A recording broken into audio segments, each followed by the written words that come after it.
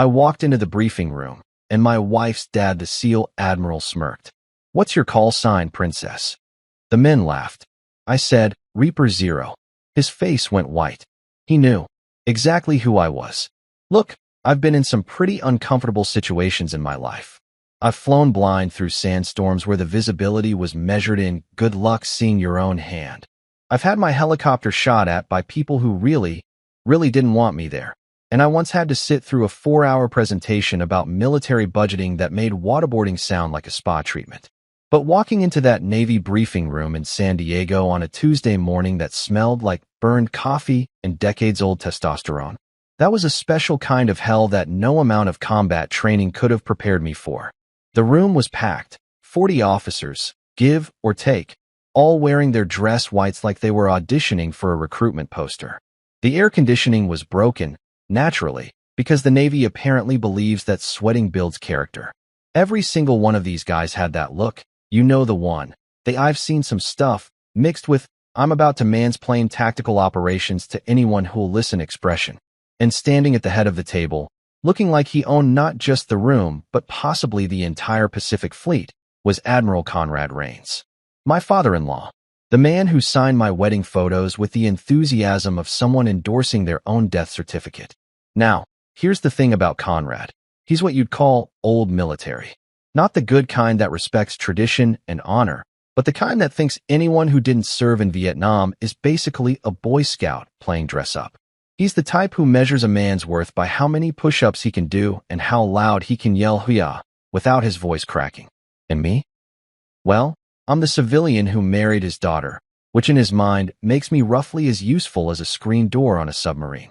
I'd been invited to this briefing, and yes, I'm using air quotes so aggressive they could punch through drywall, because apparently someone in the chain of command thought it would be a great idea for civilian aviation consultants to observe naval operations. Translation: they needed to fill a diversity quota, and I happened to be breathing and nearby. The invitation email had been so passive-aggressive it practically came with a side of eye roll. Your presence is requested but not required, as we understand civilian schedules can be flexible. Yeah, real subtle there, Lieutenant whoever wrote that. When I walked in, exactly 3 people looked up.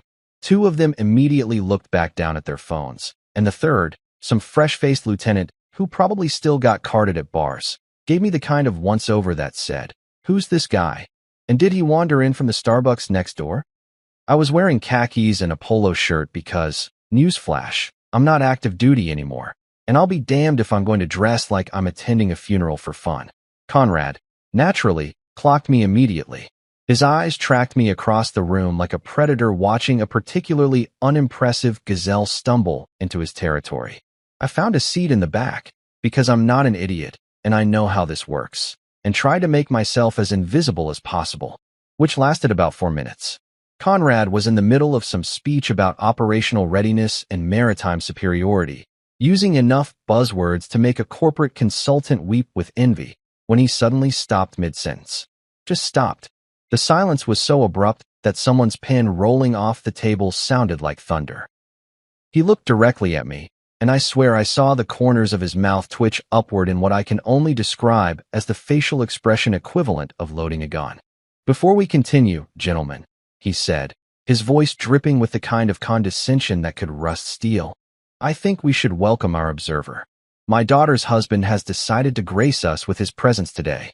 The way he said "daughter's husband" made it sound like he was identifying a particularly unfortunate rash. He's here to learn how real naval operations work. The room did that thing where everyone tries not to laugh, but absolutely is laughing, resulting in a chorus of coughs, snorts, and poorly disguised snickers that would have made a middle school classroom proud. One guy in the front row actually had tears in his eyes from trying to hold it in. Real professional guys. Top-tier military discipline right there. Conrad wasn't done, though. Oh no, he was just warming up, like a stand-up comedian who'd spotted a heckler and decided to absolutely destroy them for the next 10 minutes. He leaned forward, resting his knuckles on the table in a power pose that probably looked intimidating to people who weren't, actually intimidated. "So tell me," he said, and I could already feel where this train was headed, and also that there were no brakes and possibly no tracks. "What's your call sign, Princess?" "Princess." He actually said princess. In a room full of naval officers. About a grown man. His son-in-law. The laughter that erupted wasn't just loud. It was the kind of full-bodied, slap-your-knee, nearly choking on your own spit laughter that you usually only hear when someone falls spectacularly on their face at a wedding. These guys were eating it up like it was the funniest thing they'd heard since someone accidentally called the Admiral Mom during roll call. Even the serious-looking commander in the corner who'd been frowning at his tablet like it owed him money cracked a smile. I sat there for a moment, letting the laughter wash over me like the world's most obnoxious wave pool. I could have gotten angry. I could have walked out. I could have done a lot of things. But here's what you learn when you've actually been in the situations these guys only brief about. Timing is everything. So I smiled. Just once. A small, knowing smile that probably looked friendly enough but carried the emotional weight of a freight train about to derail directly through someone's ego. Then I stood up, slowly, making sure every single person in that room was looking at me. The laughter started to die down, not because they were done finding it funny, but because something about the way I moved made their monkey brains go, wait, hold up. Is this about to get interesting? I looked Conrad Rains dead in his steel-gray eyes, the ones that had probably stared down foreign adversaries and congressional committees with equal disdain, and I said two words that I knew would detonate like a tactical nuke in that room. Reaper Zero. The silence that followed wasn't just quiet.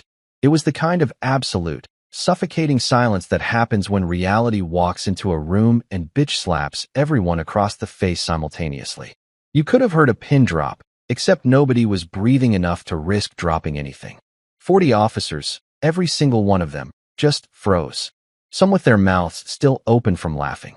Some with coffee cups halfway to their lips. One guy's pen literally fell from his hand and clattered onto the table, and even that sound seemed too loud. Commander Hill, who I'd noticed earlier because he had enough ribbons on his chest to gift wrap a small car, went completely pale. His eyes went wide, and he leaned toward Conrad and whispered, loud enough for half the room to hear, because apparently whispering is a lost art. Sir? The Reaper? The one from Icevale. Conrad's face did something I'd never seen before and honestly hoped to never see again. It went from smug satisfaction to complete shock to something that looked suspiciously like horror, all in about 2 seconds. The blood literally drained from his face like someone had pulled a plug. His mouth opened, closed, opened again. He looked like a fish that had just realized it was actually on a boat and not in the ocean like it had previously assumed.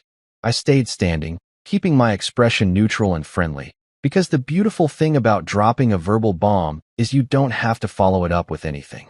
The bomb does all the work.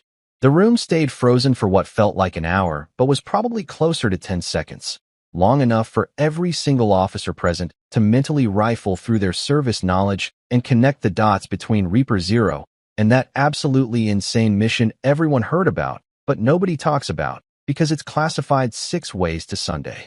One lieutenant in the back, couldn't have been older than 25, made a choking sound like he'd just swallowed his own tongue. Another officer dropped his folder, and the papers scattered across the floor with all the dramatic flair of a movie scene. Nobody moved to pick them up. They were all too busy staring at me like I'd just announced I was secretly an alien or possibly Batman. Conrad finally found his voice, though it came out about an octave higher than his usual authoritative boom.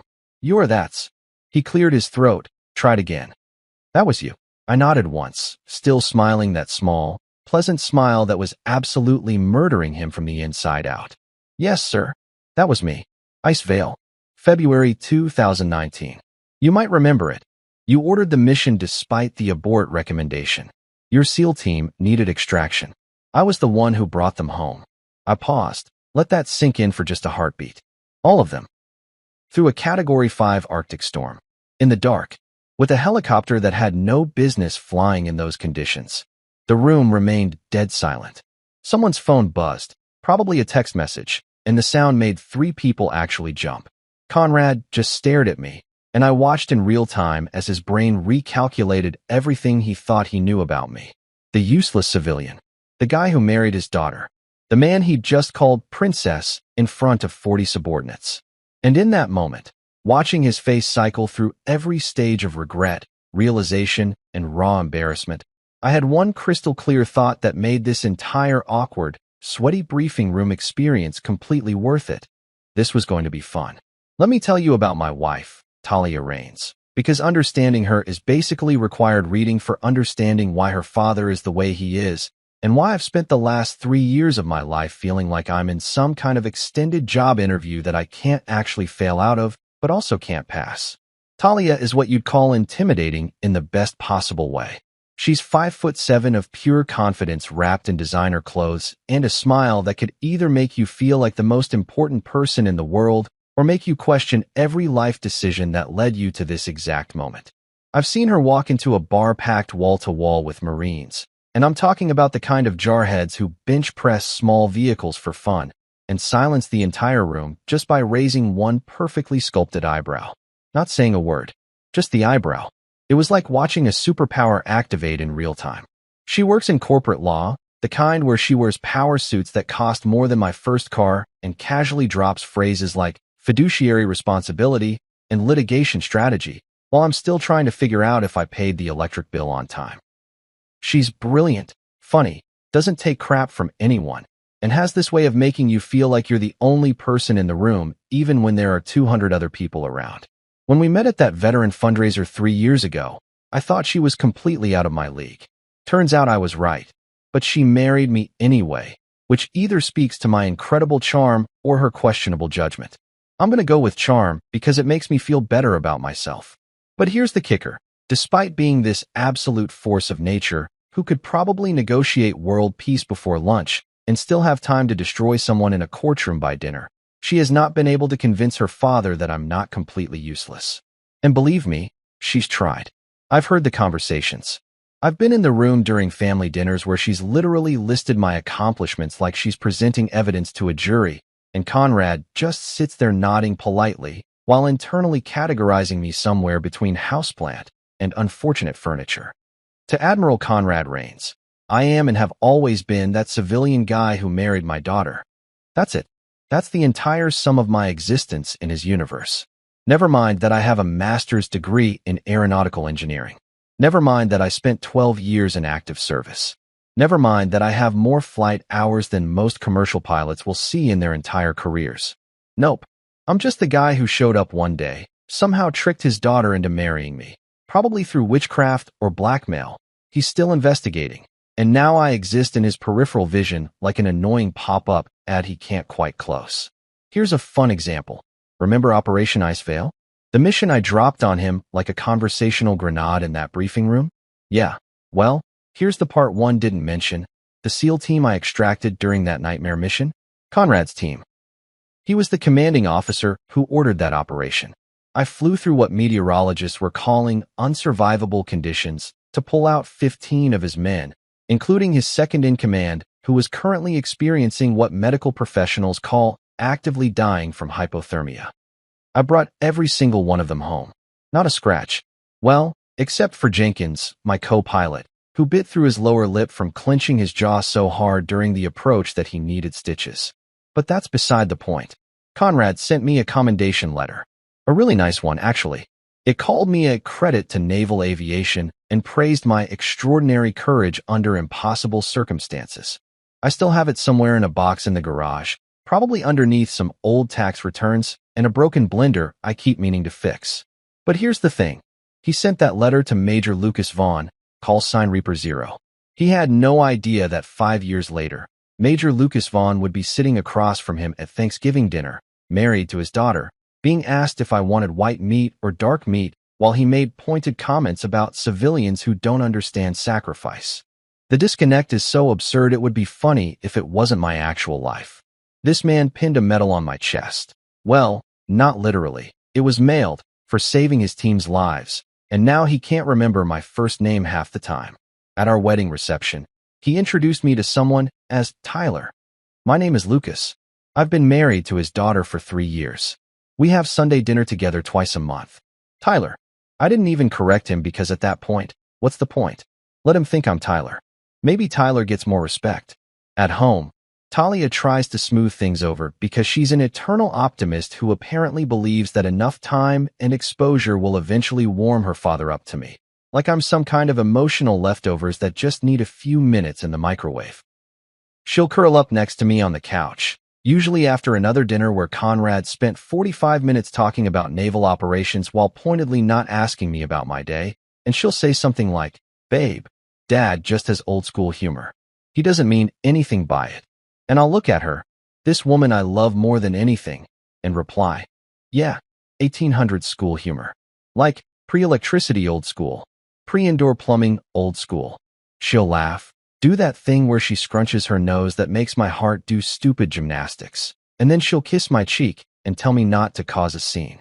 Which is rich, because I don't cause scenes. Scenes cause themselves around me. I'm just standing there, existing, and suddenly everything's on fire, and I'm holding the matches without knowing how they got in my hand. But here's where it gets really good, or really bad, depending on your perspective and how much you enjoy watching human relationships implode in slow motion. Conrad doesn't just think I'm useless. He actively tells people I'm useless. At a 4th of July barbecue last summer, I overheard him talking to some captain buddy of his by the grill. They were doing that thing men do where they drink beer and pretend they're not gossiping, but they're absolutely gossiping.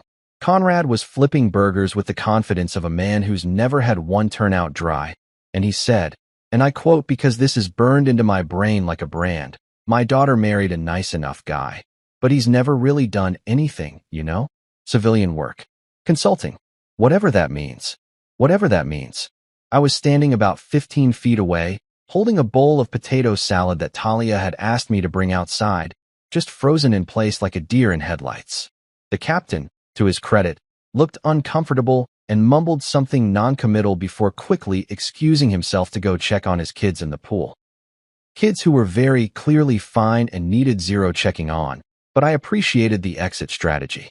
I didn't say anything, didn't confront him, just put the potato salad on the table, smiled when Talia asked if everything was okay, and spent the rest of the afternoon mentally composing resignation letters to this family that I would never actually send, because I love my wife too much to let her dad's opinion ruin what we have. But man, it stung. Still stings, if I'm being honest. The worst part is that Conrad isn't even trying to be malicious. That's what kills me. He's not sitting around twirling a mustache and plotting ways to make me feel small. He genuinely believes that civilian life is less than, that anyone who isn't currently serving or didn't serve for 30+ years is basically playing at life while the real adults handle the important stuff. It's not personal, except it is personal, because I'm married to his daughter, and every time he dismisses me, he's also dismissing her choice to be with me. Talia knows this, by the way. She's not naive. She sees what's happening, and it bothers her more than she lets on. I've caught her staring at her dad during dinners with this look of frustration mixed with sadness, like she's watching someone she loves refuse to open a gift she carefully wrapped. But she also loves her father, respects him despite his flaws, and doesn't want to be the person who forces an ultimatum. So she stays hopeful, keeps inviting me to family functions, keeps trying to build bridges between two men who are standing on opposite sides of a canyon, shouting into the void. And me? I kept showing up, kept smiling, kept being polite, kept swallowing every dismissive comment, every forgotten name, every time he talked over me at dinner or changed the subject when I mentioned my work. I kept it all inside, packed it down, because that's what you do when you love someone. You endure their difficult family members. You play the long game. You hope that eventually, something will shift. Spoiler alert, something shifted. In that briefing room, when I said Reaper Zero, and watched 40 officers realize that the princess their admiral had just mocked was actually the legend they'd all heard whispered about in ready rooms and officer clubs.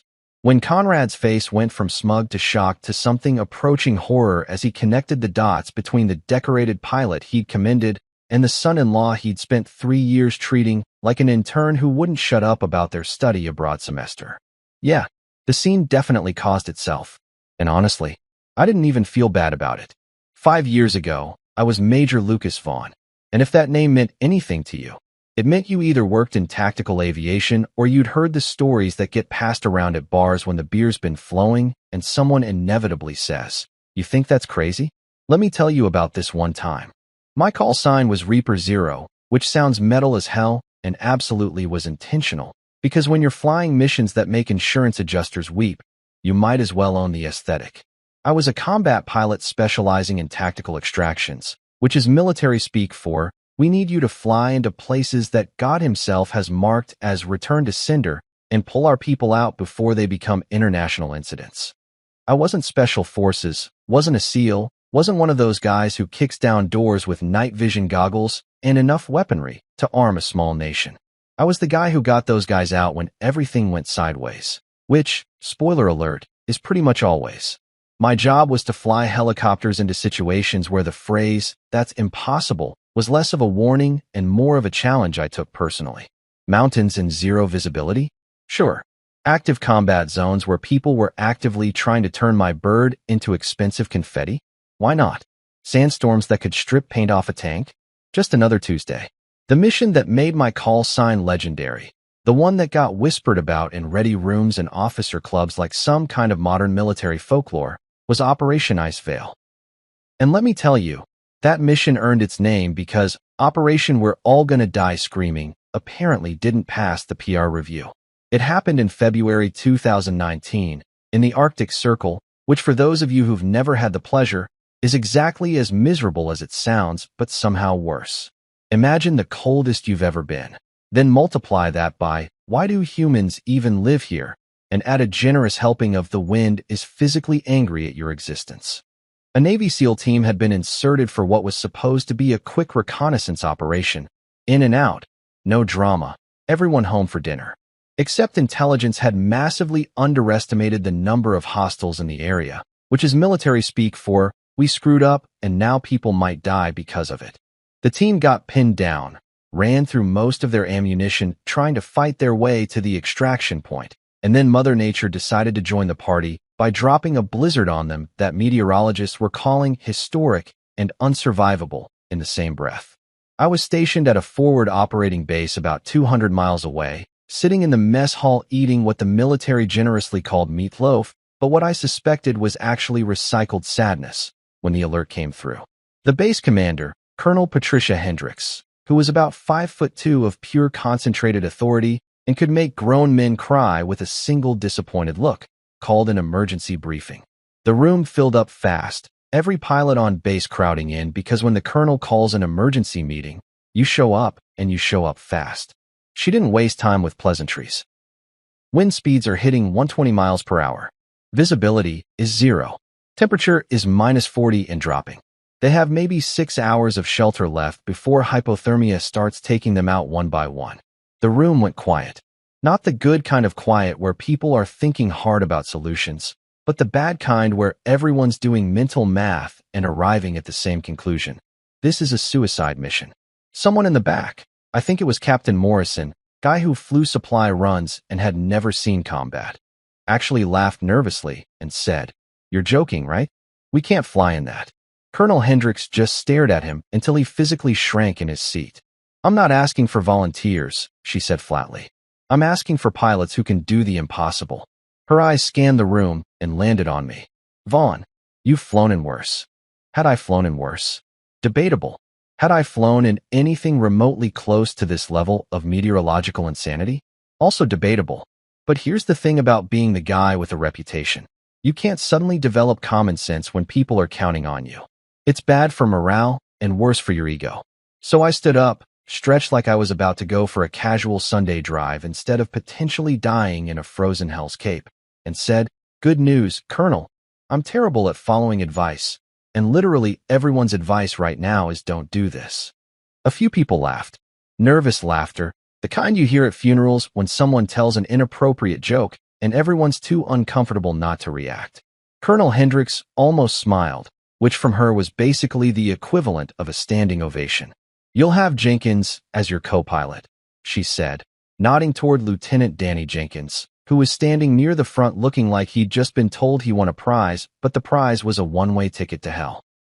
Jenkins was a good pilot, solid under pressure, had a wife and 2 kids back in Virginia, and pictures of them taped inside his locker like a shrine to better life choices. He looked at me with eyes that said, "Please tell me you have a plan." I looked back with eyes that said, "Absolutely not. We're winging this." Because honestly, that was the truth. You don't plan for the impossible. You just point your helicopter at it and hope physics is feeling generous. The flight prep took 45 minutes.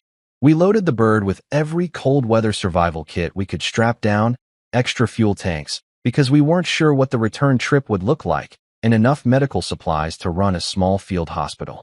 The crew chief, a grizzled master sergeant named Ramirez who'd seen more combat than most people see in video games, pulled me aside as we were doing final checks. "Sir," he said, and I could tell from his tone this wasn't going to be a pep talk. "You don't have to do this. Nobody would blame you for walking away." I tightened the last strap on my harness and looked at him. 15 guys are about to freeze to death because someone's intelligence report was wrong. If I don't go, they die knowing we didn't even try. I can live with a lot of things, Ramirez, but I can't live with that. He nodded slowly, clapped me on the shoulder hard enough to bruise, and said, "Bring him home, Reaper." The flight out started rough and got exponentially worse with every mile. Jenkins spent the first 30 minutes running through system checks and weather updates, his voice steady and professional even though I could see his hands shaking slightly on the controls. By the time we hit the storm front, visibility dropped to literally nothing, just white, endless white, like flying through the inside of a ping-pong ball. The wind hit us like getting sucker-punched by a giant, and the helicopter started shaking so hard I was genuinely concerned parts were going to start falling off. "This is insane," Jenkins said, not panicking, just stating a fact like he was commenting on the weather, which technically he was. "We can't see anything. Instruments are going crazy. We're flying blind." "Then it's a good thing I have trust issues with instruments," I shot back, fighting the controls as another gust tried to flip us sideways. "We're navigating by faith, spite, and whatever divine entity finds this entertaining." Jenkins actually laughed at that, a slightly hysterical edge to it. "I'm praying so hard right now," he said. "Like, so hard that God's probably telling me to quiet down because I'm being annoying." "Keep praying," I told him. "But also keep your hands on those controls because if I pass out from stress, you're flying this thing home." We flew for 90 minutes through conditions that would have made professional stunt pilots quit and become accountants. The helicopter handled like a shopping cart with 3 broken wheels. The instruments were throwing errors like it was their job, and I was navigating based on gut feeling and the occasional glimpse of terrain features when the wind would part the snow for half a second. Jenkins stopped talking after the first hour, which was fine because I needed all my concentration anyway. I could hear him breathing, though, fast and shallow, and I knew he was running through all the ways this could go wrong in his head. When we finally found them, it was less tactical precision and more, thank God we didn't fly into a mountain. The SEAL team had taken shelter in a shallow ravine, and I could barely make out their heat signatures through the storm. Landing was out of the question. The ground was uneven and visibility was basically a suggestion. So I had to hover, which in these conditions was like trying to balance a pencil on its point during an earthquake while someone throws rocks at you. The team leader came through on the radio, voice crackling with static, and what I'm pretty sure was shocked that anyone had actually shown up. "Reaper Zero, is that you? Please tell me you're real and not a hypothermia hallucination." "Oh, I'm real," I replied, fighting to keep the bird steady as wind tried to slam us into the ravine wall. "And I'm also questioning my life choices. Get your people on board, now? We don't have much time before this storm makes the current situation look pleasant." They loaded fast, professionals even when half-frozen and completely exhausted. 15 men, some carrying injured teammates, all moving with the kind of desperate efficiency that comes from knowing this is their only shot. The team leader was the last one on, and as he hauled himself into the bird, he looked at me with eyes that had seen too much and said, "You're either the bravest pilot I've ever met or the craziest." "Why not both?" I said, and pulled up before he could answer, the helicopter clawing for altitude through wind that really didn't want us to leave. The flight back was worse than the flight in, if that was possible. We were heavier, the storm was getting stronger, and my arms felt like I'd been bench pressing the sun for 3 hours straight. Jenkins had progressed from praying quietly to praying out loud, a constant stream of please God, please, that honestly was kind of comforting because it meant he was still conscious. One of the SEALs in the back was in bad shape, medic working on him with the kind of controlled urgency that meant time was running out. We made it back. Barely. I set that helicopter down so hard the landing gear complained, but we were down and everyone was alive, and that was literally all that mattered. The base erupted in cheers, people running toward us from everywhere, and I just sat in the pilot's seat for a minute, hands still gripping the controls, trying to remember how to breathe normally. The SEAL team leader found me later in the debriefing room. Lieutenant Mason Rains, though I didn't know his last name was significant then. He shook my hand so hard I thought he might dislocate my shoulder and said, "You saved our lives. All of us. I don't know how to thank you." I just shrugged, too tired for eloquence. Thank me by staying alive and doing something worth the risk. He died 6 months later. Different mission, different storm. Same commander making the calls, Admiral Conrad Rains. His brother. The universe has a cruel sense of irony sometimes. I met Talia at a veteran fundraiser in downtown San Diego, which is exactly the kind of place you'd expect to meet your future wife if you're the romantic type who believes in fate and destiny and all that Hallmark movie nonsense. I'm not that type, for the record.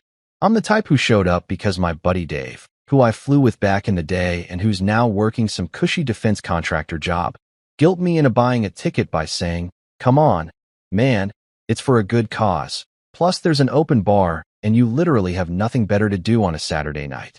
He wasn't wrong about that last part, which stung a little, but the open bar sealed the deal.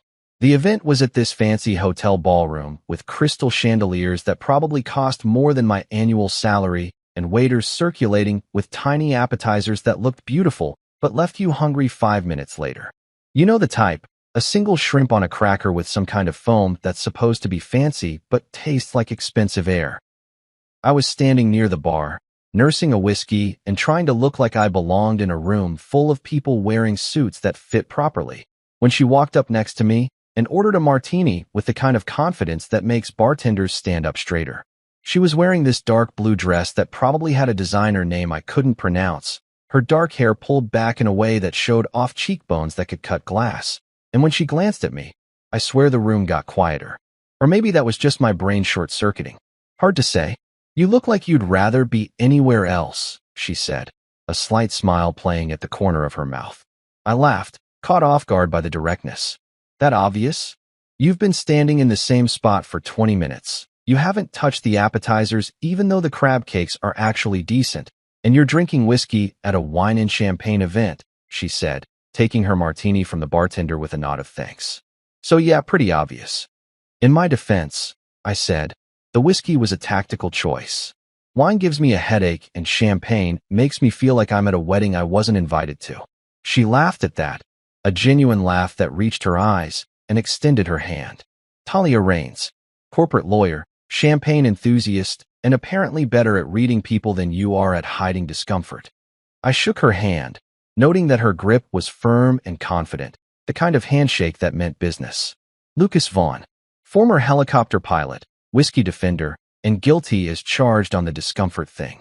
I paused, then added, "Rains? Any relation to Admiral Conrad Rains?" Her smile dimmed slightly, just a flicker, but I caught it. "He's my father." "You know him?" "Only by reputation," I said, which was technically true. I knew of him. Everyone in naval aviation knew of him, but I'd never met the man personally. Didn't know then that I'd saved his brother's life or that 5 years later he'd be calling me princess in a briefing room. Life's funny that way. We talked for 2 hours. Just talked. About everything and nothing. She told me about her work, the cases she was handling, the frustration of dealing with clients who thought they knew better than their own lawyers. I told her about flying, about the missions I could talk about and the ones I couldn't, about what it's like to transition from military life to civilian consulting where the biggest emergency is someone's PowerPoint not loading correctly. She laughed at my jokes, called me out when I was being self-deprecating, and somewhere around the third drink, I realized I was in serious trouble because this woman was absolutely, completely out of my league, and I was falling for her anyway. "So what does a former combat pilot do at a veteran fundraiser besides hide by the bar?" she asked, swirling her second martini. "Mostly wonder why he didn't fake a stomach illness," I said. "But also, support the cause. Veterans need resources. Transitioning to civilian life is harder than people think. All that important stuff that I genuinely believe in, but that sounds preachy when I say it out loud at a fancy party." She studied me for a moment, head tilted slightly. "You're interesting, Lucas Vaughn. Most guys I meet at these things either try too hard to impress me or spend the whole time talking about themselves. You're doing neither. That's because I'm assuming you're already unimpressed, and I'm just trying to delay the inevitable moment when you remember you have somewhere else to be, I said. Self-deprecating and honest. Dangerous combination. She pulled out her phone, unlocked it, and handed it to me. Put your number in. I want to continue this conversation when we're not surrounded by people in uncomfortable shoes. I took the phone, trying not to look as surprised as I felt, and typed in my number. You sure? I should warn you. I'm terrible at texting back promptly, and my idea of a fancy dinner is anywhere that doesn't have a drive-through window. I'll take my chances, she said, taking her phone back and flashing me a smile that made my heart do something stupid and acrobatic in my chest. 3 months later, we were dating exclusively. 6 months after that, I was pretty sure I was going to marry her. And 9 months into our relationship, she said, I want you to meet my father, with the kind of tone that suggested this was both inevitable and potentially disastrous. Meeting Conrad Rains for the first time was like a job interview where the interviewer has already decided you're unqualified, but is going through the motions for legal reasons. We met at his house in Coronado, a beautiful place with an ocean view that probably cost more than I'd make in 10 lifetimes, and he answered the door in khakis and a polo shirt that somehow still looked like a uniform. His handshake was a test, one of those grip-crushing displays of dominance that's supposed to intimidate you into submission. I matched his pressure, held eye contact, and didn't flinch. So you're the pilot, he said, not quite making it sound like a question. Lucas Vaughn, sir. Good to meet you. I replied, keeping my tone respectful but not subservient, because I learned a long time ago that men like Conrad respect confidence more than deference. Talia tells me you fly helicopters, he said, leading us into a living room that was decorated with naval memorabilia and family photos that all seemed to feature him receiving awards or shaking hands with important people. Yes, sir. 12 years active service, specialized in tactical extractions and combat support. He nodded, but I could see the dismissiveness in his eyes. National Guard. And there it was. The assumption. The casual downgrade. I felt Talia tense next to me, but I kept my expression neutral. No, sir. Active duty. Flew combat missions in 6 different theaters. Mostly the kind that don't make the news because they're classified. Interesting, he said, in a tone that suggested it was anything but. And now, consulting, aviation safety, tactical operations planning, training programs for private sector helicopter services.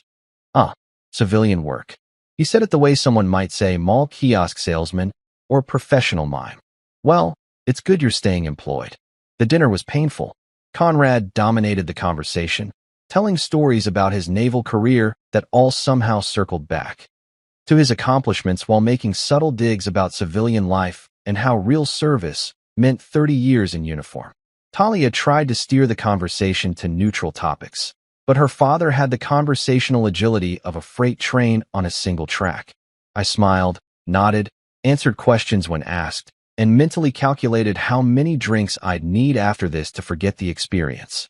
At one point, Talia's mother, Elizabeth, a kind woman who seemed perpetually exhausted by her husband's personality, asked me about my most memorable flight.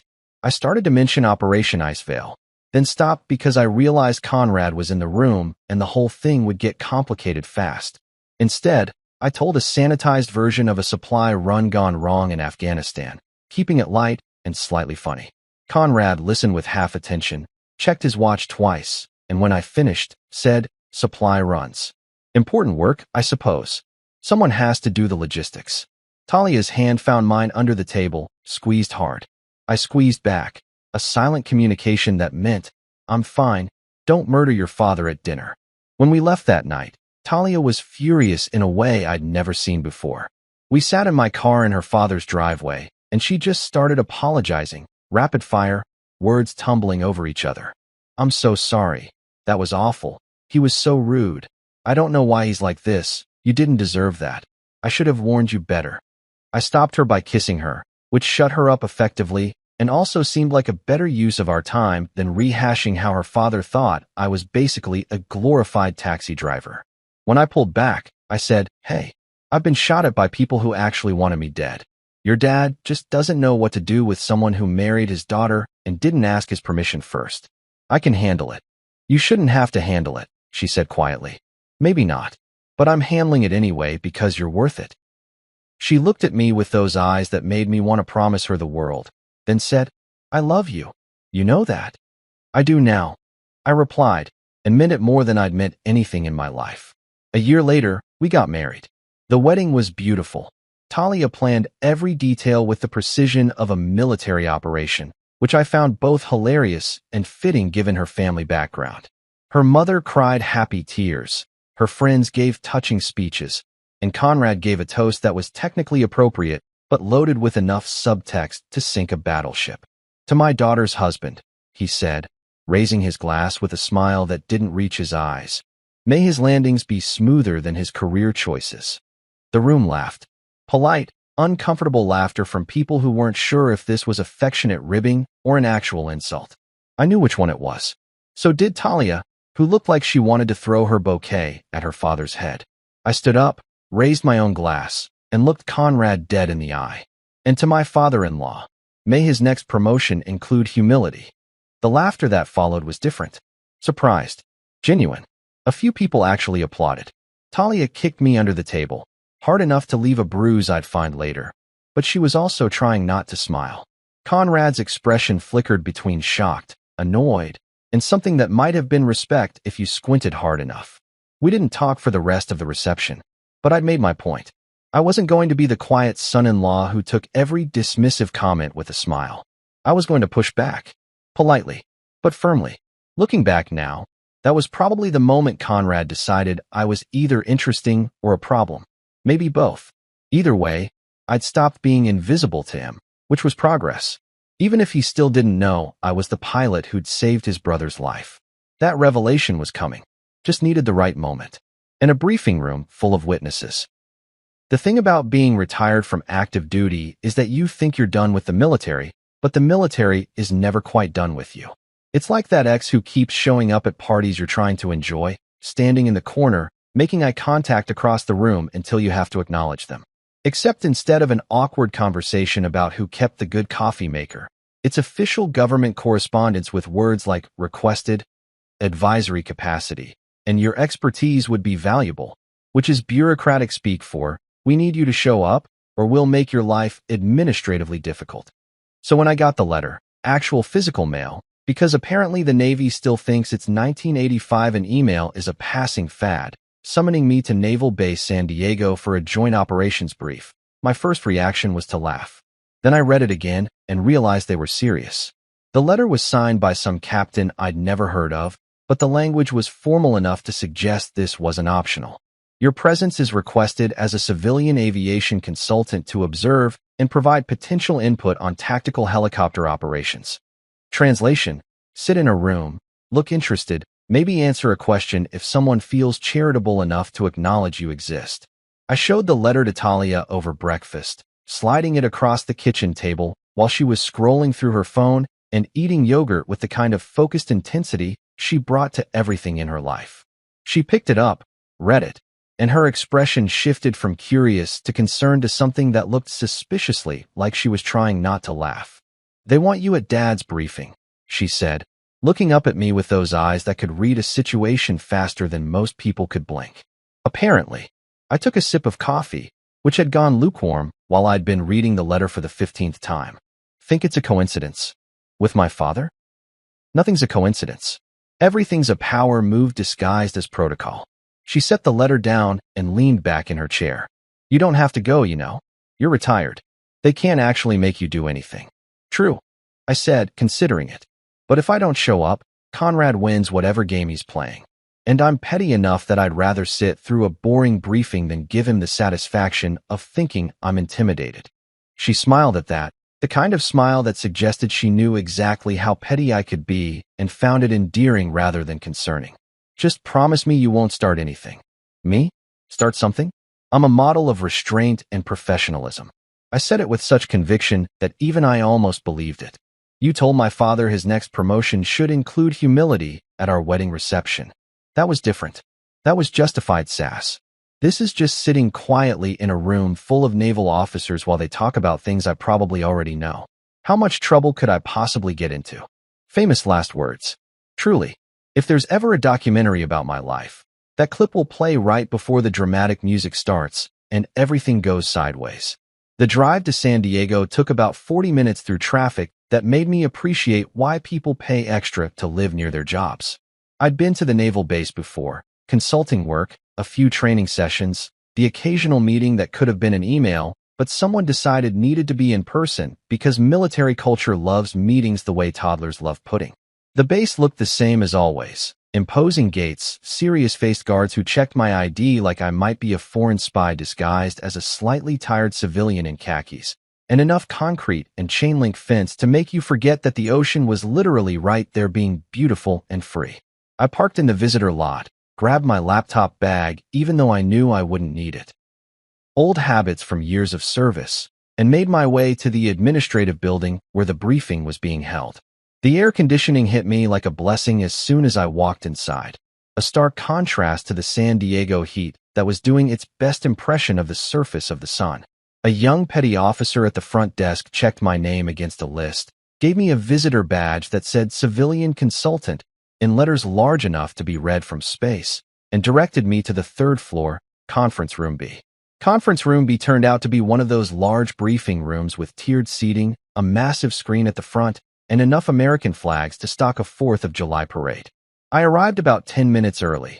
Punctuality was beaten into me during basic training and apparently never left, which meant the room was already half full with officers milling around, chatting in that pre-meeting way where everyone's pretending to be casual but is actually sizing each other up and calculating who's going to sit where based on rank and social dynamics. I grabbed a seat in the back row, the universal language for, "I'm here, but I'd rather not be," and pulled out my phone to check messages. Talia had texted, "Remember, you promised not to start anything." I sent back a thumbs-up emoji, which was non-committal enough to be technically honest while leaving myself room for interpretation later. The room continued to fill up. I recognized a few faces from my active duty days. Captain Reynolds, who'd put on some weight, but still had that drill sergeant energy. Commander Martinez, who I'd flown with on a training exercise once, and who'd spent the entire flight talking about his boat. A handful of lieutenants who all looked impossibly young and eager in a way that made me feel ancient despite being only 38. None of them recognized me, which was fine. I'd been out for 3 years, and unless you made an impression, good or bad, people moved on fast in the military. Then Admiral Conrad Rains walked in, and the room did that thing where everyone suddenly became 20% more alert and 40% more uncomfortable. He was wearing his service dress blues, ribbons and medals arranged with geometric precision, his posture so perfect it probably had its own training manual. He scanned the room with those sharp gray eyes that missed nothing, acknowledged a few senior officers with curt nods, and then his gaze landed on me. For a second, just a second, I saw surprise flicker across his face. Not huge, just a slight widening of the eyes, a microsecond pause in his usual commanding presence. He hadn't expected me to actually show up. Probably thought I'd ignore the summons like a civilian with no respect for military procedure. The surprise disappeared as fast as it appeared, replaced by his usual expression of controlled authority mixed with mild disapproval. He didn't acknowledge me, didn't nod, didn't even let his gaze linger. Just moved on to the podium at the front of the room like I was part of the furniture. Which, in his worldview, I probably was. The briefing started exactly on time because Conrad Rains didn't believe in being late or letting anyone else be late either. He launched into an overview of joint operations readiness, using enough military jargon to make a civilian translator weep. Charts appeared on the screen showing deployment statistics, helicopter availability rates, mission success percentages. It was all very professional, very thorough, and very boring. The kind of briefing where you could feel your soul trying to escape through your ears. I half listened, mostly focused on not falling asleep and embarrassing myself. Around me, officers took notes with the kind of earnest attention that suggested they either genuinely cared or were really good at faking it. Commander Martinez was definitely faking it. I could see him doodling what looked like a boat in the margins of his notepad. About 30 minutes in, Conrad moved on to a section about tactical helicopter operations in hostile environments. This was actually my area of expertise, the stuff I'd done for 12 years before hanging up my flight suit. He was talking about risk assessment, abort protocols, weather considerations, all the things that separate successful missions from smoking craters, and awkward phone calls to families. The key to successful extractions, Conrad said, his voice carrying that authoritative boom that made you want to stand up straighter even when sitting down, is knowing when to proceed and when to abort. A pilot who can't make that call has no business flying tactical missions. I felt my jaw tighten slightly. Because I knew, and he didn't know that I knew, that he'd overruled an abort call on Icevale. His own brother had been on that mission, and Conrad had decided that proceeding was more important than safety. Mason Rains had survived, but the mission had cost them. And 6 months later, Mason died on another operation under similar circumstances. An officer in the front row, young lieutenant, couldn't have been more than 25, raised his hand tentatively. Sir, what about situations where command overrules a pilot's abort recommendation? How do we balance operational necessity with safety? The room got quieter. It was a good question, the kind that made everyone uncomfortable because it implied that maybe the chain of command wasn't always right. Conrad's expression didn't change, but I saw his shoulders tense slightly. A commander makes decisions based on the bigger picture, he said carefully. Sometimes that means accepting calculated risks. A pilot's perspective is limited to their immediate situation. Command has to consider strategic objectives. It was a politician's answer. Technically correct, but fundamentally avoiding the actual question. The lieutenant nodded and sat back, apparently satisfied or at least smart enough not to push further. I almost said something. Almost. The words were right there, loaded and ready. What about when those calculated risks get people killed? But I didn't. Because I promised Talia I wouldn't start anything, and also because the timing wasn't right. If I was going to call out Conrad Rains, it needed to be when it would have maximum impact. The briefing continued. More charts, more statistics, more discussion about readiness levels and deployment rotations. Officers asked questions that were either genuinely curious or designed to make themselves look engaged for the Admiral's benefit. Conrad answered each one with practiced efficiency, the kind that came from decades of briefings just like this one. And then, about 45 minutes in, he did something I wasn't expecting. He paused, looked around the room with that expression that suggested he was about to say something he found amusing, and his eyes landed on me again. Before we move forward, he said, and I felt a cold sense of dread settle in my stomach because I knew. I just knew that whatever was coming next was going to be aimed directly at me. I think we should properly introduce our civilian observer. He gestured toward me with the kind of casual dismissiveness that was an art form. Gentlemen, this is Mr. Vaughn, my daughter's husband. He's here to observe and learn how actual naval operations are conducted. The room turned to look at me. 40 faces, most of them neutral, a few curious, one or two with barely concealed smirks because Conrad had just very publicly labeled me as the amateur in the room. The son-in-law who needed to be educated. The civilian who didn't understand real military work. I could have let it go. Could have just nodded politely and let the briefing continue. Could have been the bigger person. But where's the fun in that? I stood up slowly, making sure I had everyone's attention before I spoke. The room was silent, waiting to see how the civilian would respond to being called out by an admiral. Thank you for the introduction, sir, I said, keeping my voice respectful but not subservient. Though I should clarify, I'm not here to learn. I'm here because someone in your command thought my expertise in tactical helicopter operations might be valuable for this discussion. I paused, let that sink in. But I appreciate the warm welcome.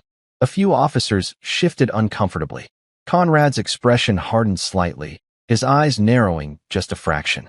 I could see him recalculating, trying to figure out if I'd just challenged him or if I was being genuine.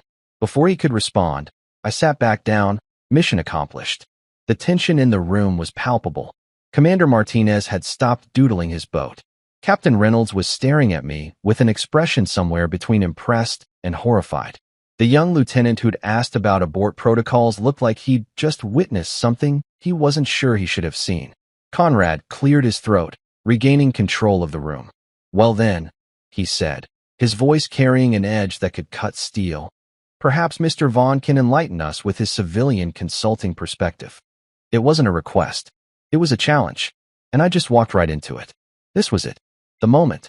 I could back down, demur politely, say something safe and professional that wouldn't ruffle any feathers. Or I could commit to the chaos and see where it led. Spoiler, I committed to the chaos. Obviously. You know that feeling when you're standing on the edge of a diving board, looking down at water that's either going to be refreshing or painfully cold, and there's a crowd of people watching to see if you're actually going to jump? That was me, standing in that briefing room with 40 pairs of eyes locked on me, and Conrad Rains looking at me like I was a bug he was deciding whether to swat or ignore. The air conditioning seemed louder suddenly. Or maybe that was just my brain trying to find something to focus on besides the fact that I was about to either cement my reputation or destroy it in front of an audience that included some of the Navy's finest. I stayed standing because sitting felt like retreating, and I'd learned a long time ago that body language is half the battle when you're dealing with alpha personalities who measure dominance in posture and eye contact. Conrad was still at the podium, one hand resting casually on the edge like he owned not just the room, but the entire concept of authority. His expression was neutral, but I could see the challenge in his eyes, the same look a poker player gets when they're holding a decent hand and want to see if you'll fold. Well, he prompted, his voice carrying that edge of impatience that suggested my thinking time was over, and he was ready for me to either impress him or confirm all his worst assumptions about civilians. You mentioned expertise. Perhaps you'd like to share some insights on tactical helicopter operations? Specifically, how you'd handle a high-risk extraction in adverse weather conditions. Oh, he was good. He'd picked the exact scenario that he thought would expose me as an armchair consultant who talked big but had never actually done the work. The room was watching with the kind of attention people give to car accidents. Horrible to witness, but impossible to look away from. Commander Martinez had his pen poised over his notepad like he was about to take notes or draw a cartoon of my humiliation, unclear which. I could have given him a textbook answer. Could have spouted off some generic tactical principles that would have been technically correct, but boring enough to make everyone's eyes glaze over. Could have played it safe. Instead, I decided to tell a story. High-risk extraction in adverse weather. I repeated, nodding slowly like I was considering the question deeply. That's a good scenario. Hypothetically or based on actual experience. Either, Conrad said, and I caught the slight narrowing of his eyes that meant he was wondering where I was going with this. All right, then let me tell you about a real one, I said, shifting my weight slightly, getting comfortable because this was going to take a minute. February 2019, Arctic Circle, temperature -40 and dropping. 15-man SEAL team pinned down, surrounded, running out of ammunition and time. Weather conditions were what meteorologists were calling unsurvivable. Winds hitting 120 miles per hour, visibility 0, and a blizzard that was only getting worse. I saw a few officers sit up straighter. This wasn't textbook theory anymore. This was specific enough to be real, and people in military circles loved real stories, especially ones that sounded like they shouldn't have ended well. The base commander asked for volunteers to attempt extraction. I continued, watching Conrad's face carefully now because I could see recognition starting to dawn in his eyes. A slow-building realization that was absolutely beautiful to witness. Everyone said it was suicide. Every single person with flight experience said the smart move was to wait for the storm to pass, even though waiting meant those 15 men would likely freeze to death before conditions improved. The room was dead silent now. Even the air conditioning seemed to have gotten quieter, or maybe everyone was just holding their breath. Commander Martinez had stopped pretending to take notes, and was just staring at me with an expression that suggested he'd figured out where this was going and couldn't quite believe it.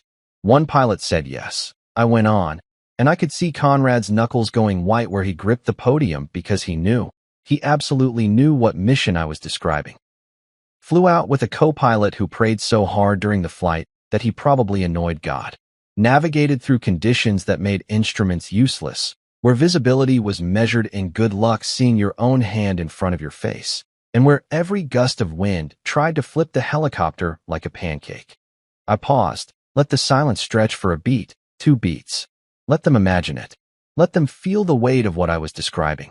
Found the team in a shallow ravine, loaded all 15 men in conditions that made landing impossible, so the pilot had to hover, which in a Category 5 Arctic storm is like trying to balance a pencil on its point during an earthquake while someone throws rocks at you.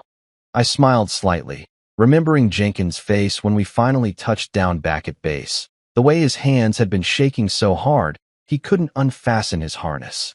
Brought them all home. Not one casualty. The mission got classified, the pilot got a commendation, and the story became one of those legends that people whisper about, but nobody can quite confirm. The room erupted in whispers, officers leaning toward each other, talking in hushed, urgent tones. I heard fragments. Icevale, that was real? I thought that was exaggerated. No way that actually happened like that. Captain Reynolds was staring at me with his mouth slightly open, like I'd just performed a magic trick he couldn't figure out. Conrad's face had gone through several colors, red, white, now settling on a pale gray that suggested his blood pressure was doing interesting things. His jaw was clenched so tight I thought he might crack a tooth. That's a nice story, he said, and his voice had lost some of its authority, replaced by something that sounded suspiciously like barely contained panic. But it doesn't answer my question about how you'd personally handle. I just did, I interrupted, and you could have heard a pin drop in that room. Interrupting an admiral was career suicide if you were active duty, but I was a civilian and technically couldn't be court-martialed for being rude. That was me. I was the pilot on Operation Icevale, the one who flew through the unsurvivable conditions, the one who brought your SEAL team home when everyone else said it couldn't be done. The whispers stopped. Just stopped, like someone had hit a mute button on the entire room. 40 officers, frozen in place, processing what I'd just said. Commander Martinez dropped his pen and it clattered onto the table, the sound impossibly loud in the silence. Conrad opened his mouth, closed it, opened it again. He looked like he was trying to speak, but his brain had forgotten how language worked. A commander in the third row, Hill, I think his name was, Distinguished Service Cross on his uniform, gray hair that suggested he'd been around long enough to know the legends, spoke up in a voice that was equal parts awe and disbelief. Sir, you're saying you're the Reaper? The pilot from Icevale? I turned to look at him, nodded once. That's what they called me. Still do. Technically, though I don't use it much in civilian life because it tends to make people ask questions I can't always answer. But that's... Hill trailed off, looking between me and Conrad like he was watching a tennis match played with hand grenades. That's impossible. The Reaper is a legend. Half the people in this room think that mission is exaggerated or didn't happen the way the stories say it did. It happened exactly the way the stories say. I replied, keeping my voice level and factual. Probably worse, honestly. The stories don't usually mention that the co-pilot bit through his own lip from stress, or that we were flying on fumes by the time we made it back, or that I couldn't move my arms properly for 2 days afterward because of how hard I'd been fighting the controls. Another officer, younger lieutenant in the front row, raised his hand tentatively like he was in school and afraid of getting the answer wrong. What was your call sign? Your actual call sign. This was it. The moment. The perfect setup that I couldn't have planned better if I'd tried. I looked directly at Conrad, who was still gripping the podium like it was the only thing keeping him upright, and I smiled. The kind of smile that was friendly on the surface but carried the emotional equivalent of a tactical nuke underneath. Reaper Zero, I said clearly, letting each syllable land with weight and precision. The silence that followed wasn't just quiet. It was the kind of absolute vacuum of sound that happens when reality walks into a room and kicks everyone's assumptions in the teeth. 40 officers, every single one of them, just froze. Mouths open, pins suspended midair, coffee cups halfway to lips. It was like someone had hit pause on the entire world and forgotten to hit play again. Conrad's face went from pale gray to completely white, the kind of white you see on people who've just realized they've made a catastrophic mistake and there's no way to undo it. His mouth worked silently, trying to form words that wouldn't come. His eyes were wide, pupils dilated with what I can only describe as pure horror mixed with dawning comprehension. Because he knew. Oh, he knew exactly who Reaper Zero was. He'd signed a commendation letter himself. He'd read the mission reports, knew the details, knew that the pilot who'd saved his brother's life, and 14 other men, in those impossible conditions was considered one of the best tactical pilots in modern naval aviation history. And he'd just spent 3 years treating that pilot like furniture. Had called him Princess in front of 40 subordinates not 20 minutes ago. Had mocked his civilian career, dismissed his expertise, and generally acted like I was about as useful as a screen door on a submarine. The realization was spreading through the room like wildfire. I could see it on faces, the way eyes widened and jaws dropped as officers connected the dots between Reaper Zero and the guy the Admiral just insulted. Commander Hill looked like he might pass out. Captain Reynolds had gone completely still, his coffee cup frozen in midair like a statue. The young lieutenant who'd asked about abort protocols had his hand over his mouth, like he was physically trying to prevent himself from saying something that would get him in trouble. Someone's phone buzzed, a text message, probably, and the sound made at least 3 people actually jump.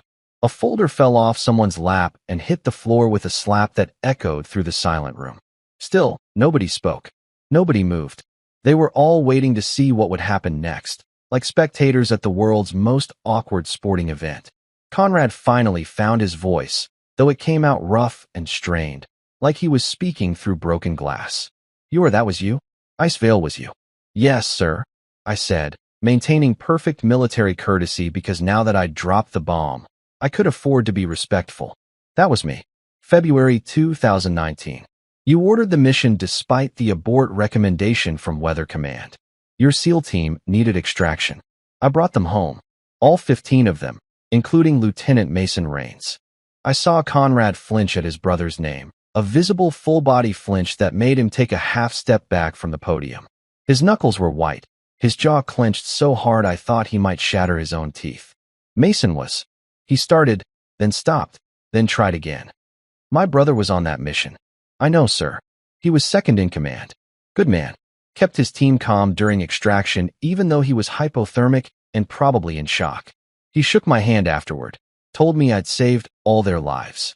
I paused, let that hang in the air. He died 6 months later. Different mission.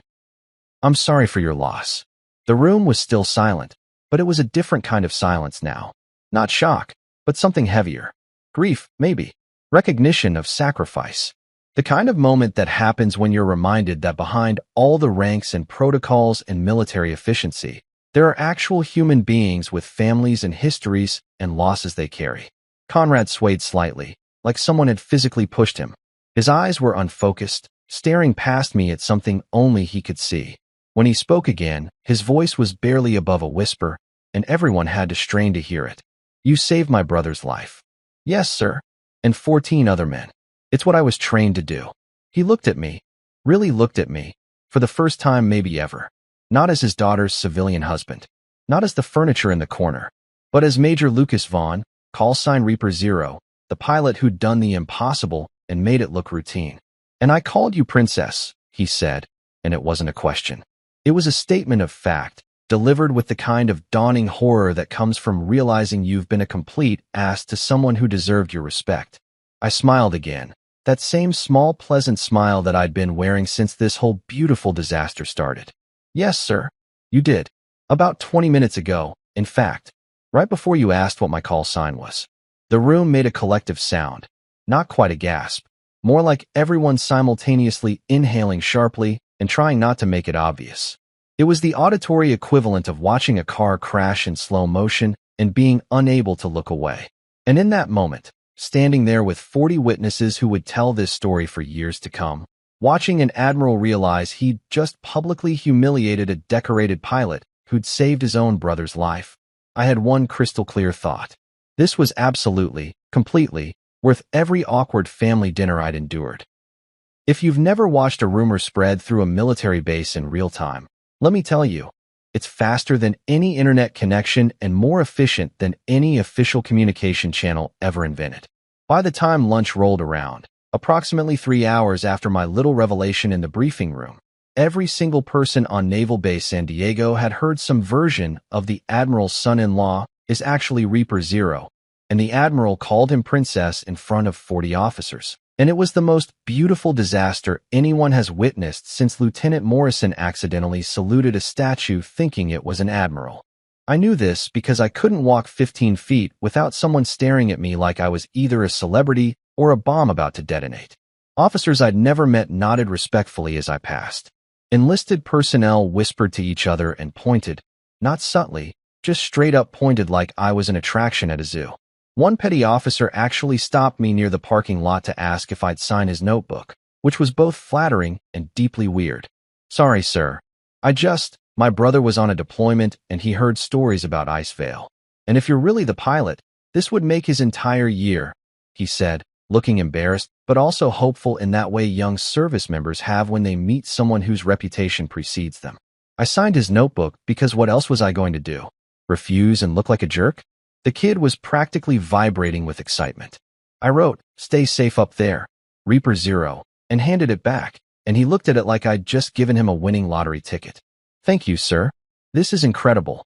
Wait until I tell my squad." He practically sprinted away, clutching the notebook like it might evaporate if he didn't hold it tight enough.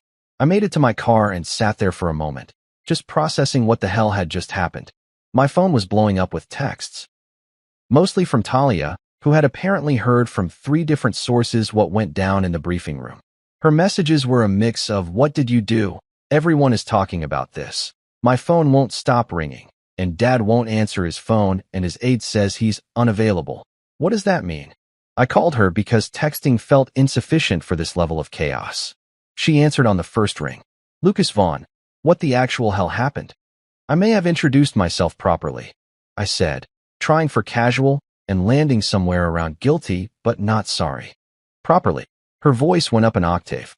"I've gotten calls from 4 different people, 4, telling me that you announced you were Reaper Zero in the middle of Dad's briefing and that he looked like he was going to pass out."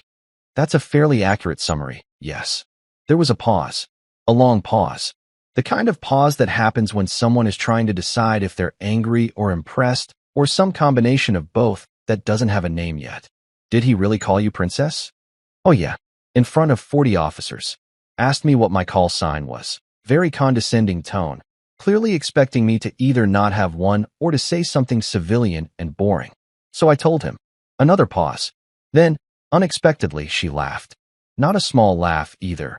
A full, genuine, almost crying laugh that went on for a solid 10 seconds. "Oh my God. Oh my God, Lucas. Do you have any idea what you've done?" Introduced myself. "You've humiliated a 3-star admiral in front of his entire staff." "He humiliated himself?" I corrected. I just provided context. She was still laughing, that kind of laughter that borders on hysteria. "My dad is never going to recover from this. This is going to follow him for the rest of his career. Do you know how many people have been waiting for something like this to happen? He's been so smug for so long. And now," she broke off into another fit of laughter. "Are you okay?" I asked, genuinely concerned now. "I'm great. This is the best thing that's happened in years. I love you so much right now." She was definitely crying with laughter at this point. I wish I could have seen his face. It was pretty spectacular, I admitted. He went through about 6 different colors. I'm pretty sure his blood pressure hit numbers that medical science didn't think were possible. "I can't believe you actually did it. I told you not to start anything." "I didn't start anything. Your dad asked me a direct question. I answered it. Very politely, I might add. I was a model of military courtesy throughout the entire exchange." "You're impossible," she said, but she was still laughing, so I figured I wasn't in too much trouble. "Okay, I have to go. I have 3 more calls coming in, and one of them is from Mom, which means this has reached peak family drama levels. Come home tonight and tell me everything. Every single detail. I want the full story with all the reactions." "Will do. Love you." "Love you too, you beautiful chaos agent." She hung up, and I sat there in my car, air conditioning blasting, watching naval personnel walk by and occasionally glance at my car like they knew who was inside. This was surreal. This was absolutely, completely surreal. My phone buzzed again. A text from an unknown number. "Sir, this is Lieutenant Grace Moore, Admiral Rain's aide. The Admiral requests that you remain on base for the afternoon. He'd like to speak with you privately at 1500 hours. His office, Building 12, 3rd floor." I stared at the message. Requests. Sure. When an admiral requests something, what he means is do this or there will be consequences. I texted back, "I'll be there." The response came immediately. "Thank you, sir." I had 3 hours to kill, so I went to the base commissary and grabbed lunch. A surprisingly decent chicken sandwich and some chips that were definitely stale, but I ate them anyway, because stress eating is a valid coping mechanism. The commissary was packed with the lunch rush, and I swear at least a dozen people recognized me. The conversations would stop mid-sentence when I walked by, then resume in urgent whispers the moment I passed. At one table, I overheard 2 lieutenants talking. Heard he flew through a Category 5 storm. Impossible. The helicopter would have been torn apart. Saved 15 SEALs, including the Admiral's brother. And the Admiral didn't know? How did he not know? I kept walking, found a corner table, and ate my sandwich while pretending to read emails on my phone. In reality, I was trying not to think about the conversation I was about to have with Conrad in approximately 2 hours and 45 minutes. After lunch, I wandered around the base, killing time. Stopped by the aviation hangar because old habits die hard, and I can't resist looking at helicopters even when I'm not flying them anymore. The hangar was massive, housing about a dozen birds in various states of maintenance. The smell hit me immediately: jet fuel, hydraulic fluid, metal, and something else that's hard to describe but that every pilot knows instinctively. It's the smell of readiness, of potential, of machines that can kill you or save you depending on how you treat them. A crew chief was working on one of the birds, a young woman with her sleeves rolled up and grease on her hands. She glanced up when I approached, did a double take, and her eyes went wide. "You're him," she said, not a question. "I'm someone," I replied diplomatically. "Reaper Zero. Everyone's talking about it. You really flew Ice Veil." She stood up, wiping her hands on a rag that looked like it had never been clean in its entire existence. "I did." She looked at the helicopter she'd been working on, then back at me. "What's it like, flying in conditions like that?" "I mean, I've flown through some bad weather, but nothing like what the stories say about Ice Veil." I considered the question. Honestly, terrifying. Every instinct you have is screaming at you to turn around, to land, to do anything except keep flying forward. Your instruments are lying to you. Your body is lying to you, and the helicopter is fighting you every second. You're not flying so much as negotiating with physics and hoping it doesn't decide to kill you. She nodded slowly, absorbing that. "But you kept going. People were depending on me. That's the job. You don't get to quit just because it's hard." I looked at the bird she was maintaining, recognized it as one of the newer models. "You take good care of this one. Someone's life might depend on your work someday." "Yes, sir," she said, straightening up a little. "I will." I left the hangar feeling oddly emotional, like I'd just passed some kind of torch I didn't realize I was carrying. The military does that, makes you feel connected to people you've never met, part of something bigger than yourself even when you're technically not part of it anymore. At 1,445 hours, I made my way to Building 12. The receptionist on the third floor recognized me immediately, not surprising given that my face was probably the most discussed topic on base today, and directed me to wait in a small conference room adjacent to the Admiral's office.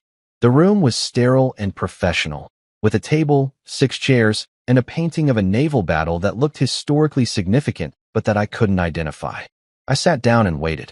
The clock on the wall ticked loudly, each second feeling like an hour. I wasn't nervous exactly, but I was definitely feeling something.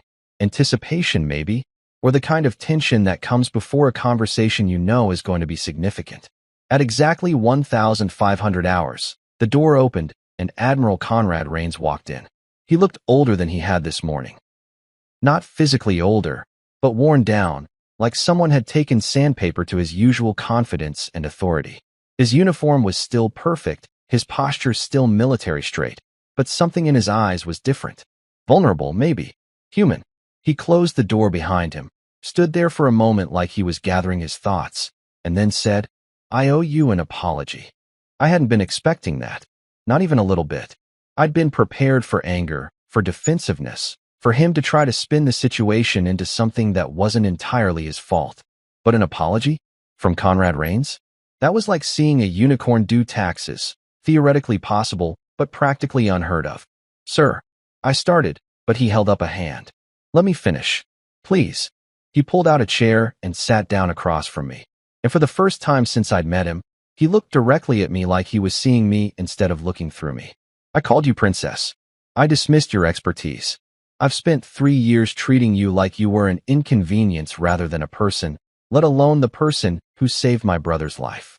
And I did all of that because I was too arrogant and too stubborn to see past my own biases about civilian life and what it means to serve. I didn't know what to say, so I said nothing. Just listened. Mason talked about you," Conrad continued, his voice getting quieter. "After Ice Veil, he said the pilot who extracted them was the bravest person he'd ever met. Said anyone who could fly through those conditions and bring everyone home was someone special. He never told me your name. Classified mission, couldn't share details. But he said if he ever met you again, He'd buy you every drink in whatever bar you were in. My throat tightened. I'd known Mason Rains for exactly 4 hours, the flight back from Ice Vale and the brief time afterward. But in that time, he'd been professional, grateful, and kind. Learning that he'd talked about me, that he'd thought of me after, hit harder than I expected. He was a good man, I said quietly. He was. And I got him killed 6 months later by making the same mistake I made with Ice Vale, ordering a mission to proceed when it should have been aborted. Conrad's eyes were shining now, not quite tears but close. I've been carrying that guilt for 5 years. And then you walked into my daughter's life. And instead of seeing you, I saw a reminder of everything I've done wrong. So I pushed you away, dismissed you, made you into something small so I wouldn't have to confront how big my failures were. The clock ticked. Somewhere outside, someone was shouting drill commands. I don't know if you can forgive me, Conrad said. I don't know if I deserve it. But I want you to know that I see you now. Major Lucas Vaughn, Reaper Zero, the man who saved my brother and 14 other men, and the man my daughter chose to marry, which means she saw something in you that I was too blind to see. I took a breath, let it out slowly. Sir, I'm not going to pretend the last 3 years haven't been frustrating. They have been. But I also understand that grief makes people do things that don't make sense. You lost your brother. That's not something you just get over. No, he agreed. But it's also not an excuse to treat people badly.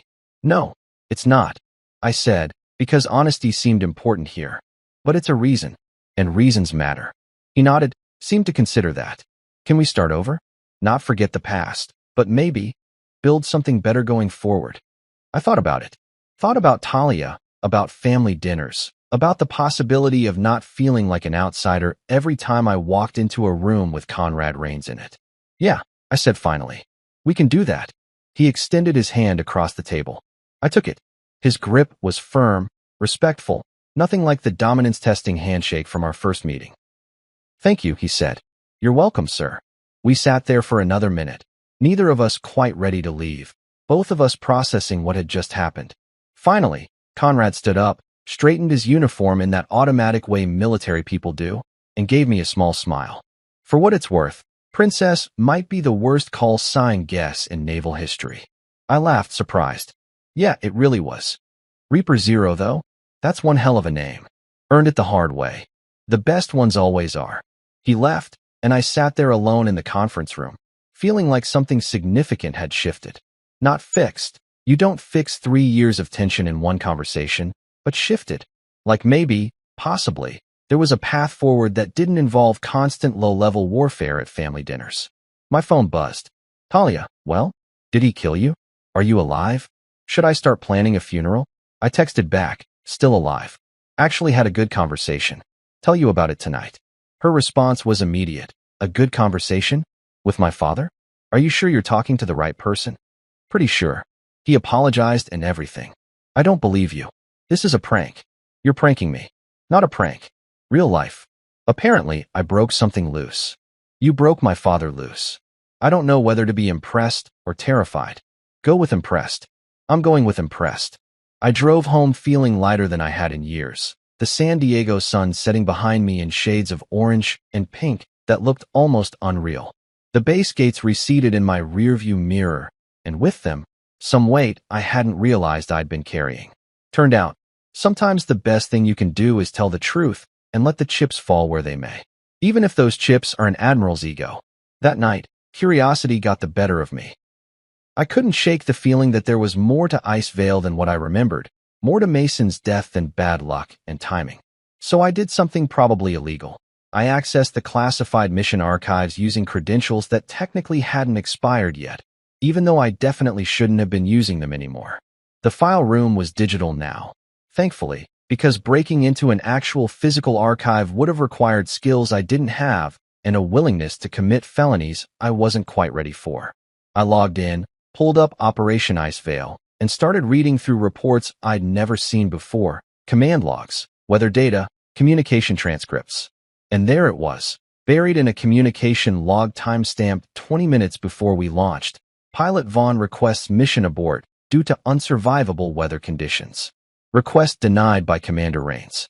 Proceed with extraction as ordered. Conrad had overruled my abort call. I'd forgotten that detail, buried it under the adrenaline and chaos of the actual mission. But there it was, in official records, proof that I tried to stop the mission and he'd forced it forward anyway. 3 weeks later, we both got summoned to a review board. Someone had noticed my file access. Of course they had. And now the Navy wanted answers. The hearing room was cold, filled with senior officers who looked like they'd rather be anywhere else, reviewing anything else besides a 5-year-old mission that was supposed to stay buried. They asked me directly, "What did you find in those files, Major Vaughn?" I could have lied. Could have said I was just reminiscing. Instead, I told the truth. Radar data was altered post-mission. My abort request was denied and then scrubbed from preliminary reports. 2 men died on subsequent missions using the same flawed decision-making process, one by storm, one by ego. The room went silent. Then Conrad stood up, looking 10 years older than he had 3 weeks ago. "He's right," Conrad said, voice steady despite everything. "I overruled that abort call. My brother Mason survived Icevale, but I got him killed 6 months later, making the same mistake. I thought leadership meant never backing down. I was wrong." I looked at him, then at the board. "Don't strip his rank. Make him teach what he learned. Let him show others what arrogance costs before it costs them everything." They agreed. Progress over punishment. For once, the Navy chose growth. A year later, I attended a training program graduation at the same base where everything started. The banner read, "Leadership Under Fire, Learning from Failure." Conrad stood at the podium, grayer but somehow lighter, and addressed a room full of young officers. "I once mocked a man who taught me the hardest lesson of my career," he said. His call sign was Reaper Zero. His lesson, real command starts when you admit you're wrong. The applause was genuine. Real. I actually clapped this time, no pettiness required. Afterward, he handed me an envelope. Inside was a note from Mason, written after Icevale. "To the pilot who brought me home, tell my brother I saw heaven once. It was made of ice and rotor blades. Thank him for sending you. He forgave you first," I said quietly. Conrad nodded, tears in his eyes. "And you?" "Already did. Just wanted to see you work for it a little." We both laughed. Awkward, real, human. Later, the Navy unveiled a new helicopter model, RZ-01, named after me. When they asked for a speech, I simply said, "You called me Princess. Now your fleet's named after me." I'd call that character development. The crowd roared. Above us, the Reaper gleamed gold in the sunset. Finally, the sky felt like home.